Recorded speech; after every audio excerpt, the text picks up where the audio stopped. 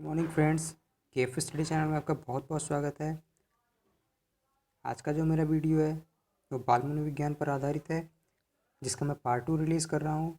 Part 1 में मैंने release किया था कल ही, जिसमें मैंने ये बताया था कि अगर आपको शिक्षक बनना है तो बाल मनोविज्ञान आपको आनी चाहिए, और वैसे भी आपको विभिन्न एग्ज़ामों में बाल मनोविज्ञान को फेस करना है।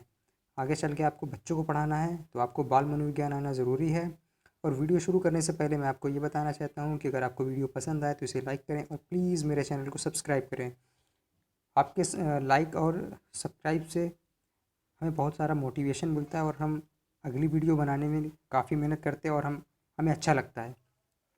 तो प्रश्नों को शुरू करने से पहले हम एक चीज़ जान लेते हैं कि संज्ञानात्मक विकास की अवस्थाएँ। तो जीन पियाजे ने संज्ञानात्मक विकास की अवस्थाएँ बताई थी और उन्होंने 4 अवस्थाएँ बताई थी। इंद्रियगामक अवस्था, पूर्व संक्रियात्मक अवस्था, मूर्त संक्रियात्मक अवस्था, चौथा है अमूर्त संक्रियात्मक अवस्था या जिसे औपचारिक अवस्था भी कहते हैं। तो इंद्रियगामक अवस्था या संवेदीगामक अवस्था जन्म से 2 वर्ष की अवस्था को कहते हैं। इसमें बालक अपने सारी जो क्रियाएं शरीर के द्वारा करता है, जैसे संवेदी क्रियाएं आँख से, कान से, नाक से, त्वचा से करते हैं। उस तरह गामक क्रियाएं जैसे खिलौने पकड़ना, खेलना, लिखना, खिंचाना, ये होती हैं इंद्रियगामक अवस्था की विशेषताएं। पूर्व संक्रियात्मक अवस्था, इसमें बच्चा बड़ा हो जाता है, थोड़ा पड़ोसी बच्चों के साथ खेलना शुरू कर देता है, प्रतीकात्मक खेल खेलता है, चित्र नहीं बना पाता है, मतलब बच्चा अनुपात का अंतर सही नहीं कर पाता है। सजीवता के लक्षण देखने को मिलते हैं, मतलब कि अगर बच्चा किसी गुड़िया के साथ खेल रहा है तो उसको ये लगता है कि ये भी हमारी तरह सजीव है, ये भी खाना खाती होगी, तो उसमें सजीवता के लक्षण देखने को मिलते हैं। उसके बाद आती है मूर्त संक्रियात्मक अवस्था 7 से 11 वर्ष। इसमें बालक थोड़ा और बड़ा हो जाता है, तर्क पर आधारित रहता है, सही अनुपात का अंतर कर लेता है, आरोही क्रम अवरोही क्रम को समझने लगता है। उसके बाद चौथी अवस्था है अमूर्त संक्रियात्मक या औपचारिक अवस्था। इसमें जो है बालक अमूर्त चिंतन करने लगता है, जो उसे नहीं दिखता है उसके बारे में भी निर्णय लेता है, सोचता है, समझता है, चिंतन मनन करता है। और अमूर्त संक्रियात्मक अवस्था 11 से 15 वर्ष की होती है। तो अगर मेरा वीडियो आपको पसंद आ रहा है तो इसे लाइक करें और प्लीज़ मेरे चैनल को सब्सक्राइब करें। चलते हैं हम प्रश्नों की तरफ। इस वीडियो में 20 मोस्ट इम्पॉर्टेंट प्रश्न जो आपको UP TET, C TET, super TET और आपके डीएलएड और बीएड में मिल जाते हैं। तो शुरू करते हैं आज हम। हमारा पहला सवाल है, संयोजनवाद का सिद्धांत किसने दिया? थॉर्नडाइक, स्किनर, पावलोव या जीन पियाजे? तो ज़्यादा टाइम नहीं लगाएंगे। तो संयोजनवाद का सिद्धांत दिया था थॉर्नडाइक ने, तो ये इसका आंसर हो जाएगा। संयोजनवाद का सिद्धांत दिया था थॉर्नडाइक ने। चलते हैं दूसरे सवाल की तरफ। प्रयत्न एवं भूल का सिद्धांत किसने दिया? पावलोव, स्किनर, थॉर्नडाइक या रूसो? तो इसका आंसर हो जाएगा सी, थॉर्नडाइक। थॉर्नडाइक इसका आंसर हो जाएगा, थॉर्नडाइक ने ही प्रयत्न एवं भूल का सिद्धांत दिया था। चलते हैं हमारे तीसरे सवाल की तरफ। तीसरा सवाल है, त्रियामी बुद्धि का सिद्धांत किसने दिया? जो 3D बुद्धि है उसका सिद्धांत किसने दिया? वार्नर, हैरिस, गिलफोर्ड या जॉन डेवी? तो बताइए इसका आंसर क्या होगा? तो सी इसका राइट आंसर हो जाएगा। गिलफोर्ड ने ही त्रियामी बुद्धि का सिद्धांत दिया था। चलते हैं अगले सवाल की तरफ। हमारा अगला सवाल है, एक कारक सिद्धांत किसने दिया? ये कारक से भी काफ़ी सवाल पूछे जाते हैं। एक कारक सिद्धांत किसने दिया? केले, बिने, साइमन एडम्स? तो एक कारक सिद्धांत दिया था अल्फ्रेड बिने ने। अल्फ्रेड बिने ने एक कारक सिद्धांत दिया था। चलते हैं अगले सवाल की तरफ। हमारा पांचवा सवाल है, द्विकारक सिद्धांत किसने दिया? स्मिथ, जीन पियाजे, स्पीयरमैन या थर्स्टन? तो द्विकारक सिद्धांत दिया था दोस्तों सी, स्पीयरमैन ने द्विकारक सिद्धांत दिया था। चलते हैं अगले सवाल की तरफ। हमारा अगला सवाल है, त्रिकारक सिद्धांत किसने दिया था? स्पीयरमैन, पावलोव, कैटल या जेम्स? तो त्रिकारक सिद्धांत किसने दिया था? तो त्रिकारक सिद्धांत दिया था स्पीयरमैन ने। द्विकारक और त्रिकारक दोनों सिद्धांत दिया था स्पीयरमैन ने, और एक कारक सिद्धांत दिया था अल्फ्रेड बिने ने। चलते हैं अगले सवाल की तरफ। हमारा सातवां सवाल है, बहुकारक सिद्धांत किसने दिया? बिने, केले, थॉर्नडाइक या पावलोव?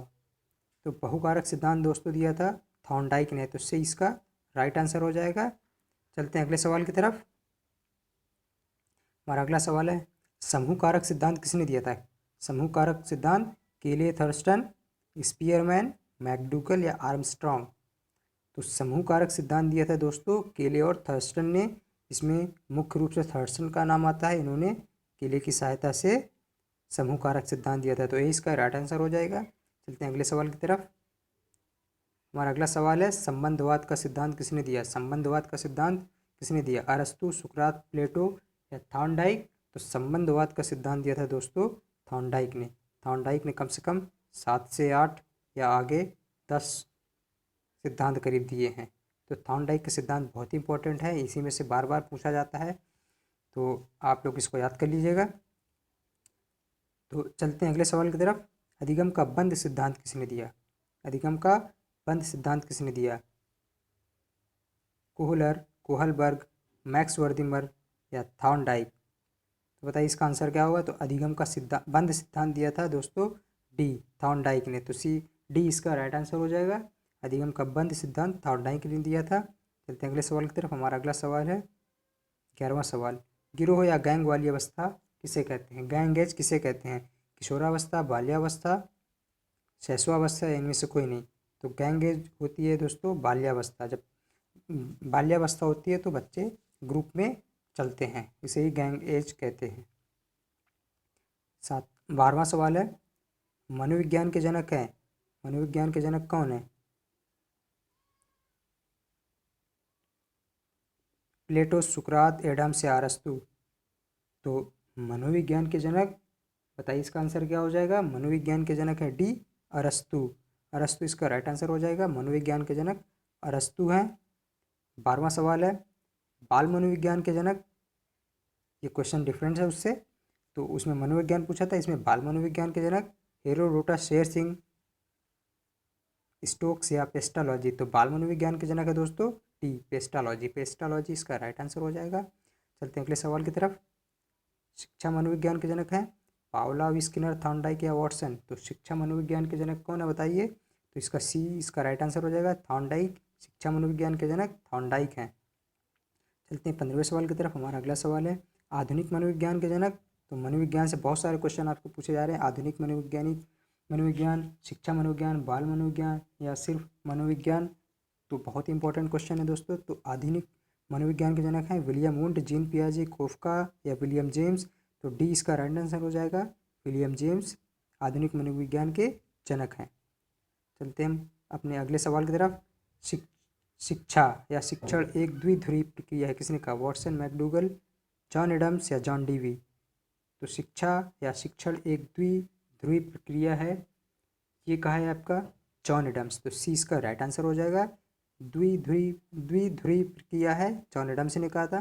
चलते हैं अगले सवाल की तरफ। हमारा अगला सवाल है 17वां सवाल, शिक्षा या शिक्षण एक त्रिध्रुवी प्रक्रिया है, किसने कहा था? हेनरी कोहलबर्ग, जॉन डीवी या लेव वेगोस्की? तो शिक्षा एक त्रिध्रुवी प्रक्रिया है, इसको कहा था जॉन डीवी, तो जॉन डीवी इसका राइट आंसर हो जाएगा। त्रिध्रुवी का मतलब होता है, तो एक तो आपका हो जाता है अध्यापक, दूसरा हो जाता है अभ्यर्थी या बच्चे, और तीसरा हो जाता है पाठ्यक्रम, ये आपका सिलेबस क्या है, ये भी बता। तो त्रिध्रुवी प्रक्रिया अध्यापक या टीचर, स्टूडेंट और पाठ्यक्रम, आपका जो ये त्रिध्रुवी प्रक्रिया है, ये कहा था जॉन डीवी ने। जबकि जॉन एडम्स ने कहा था द्विध्रुवी प्रक्रिया, यानी जिसमें शिक्षक हो और शिक्षार्थी हो। चलते हैं अगले सवाल की तरफ। वॉटसन ने मूल संवेग बताएं 5, 6, 3, 4?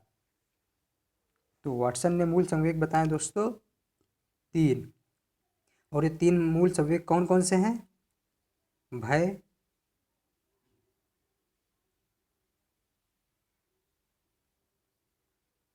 क्रोध और प्रेम, ये 3 मूल संवेग बताए, किसने बताए? वॉटसन ने। चलते हैं अगले सवाल की तरफ। हमारा अगला सवाल है, अभिप्रेरणा की मूल प्रवृत्तियाँ कितनी हैं? तो मैकडूगल के अनुसार, मैकडूगल ने ही अभिप्रेरणा की मूल प्रवृत्तियाँ बताइए, तो बताइए इसका आंसर क्या होगा, 12, 14, 16 या 19।